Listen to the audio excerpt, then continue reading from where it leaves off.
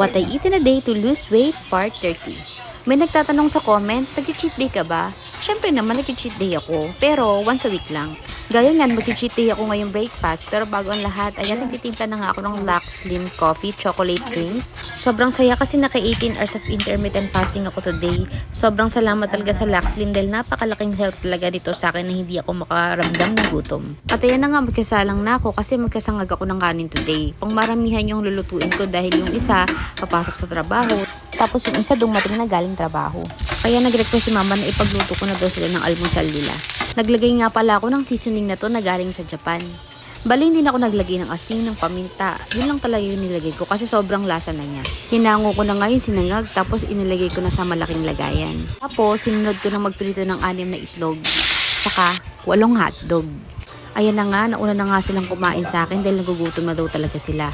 Tapos ako naman, maglalagay na ako ng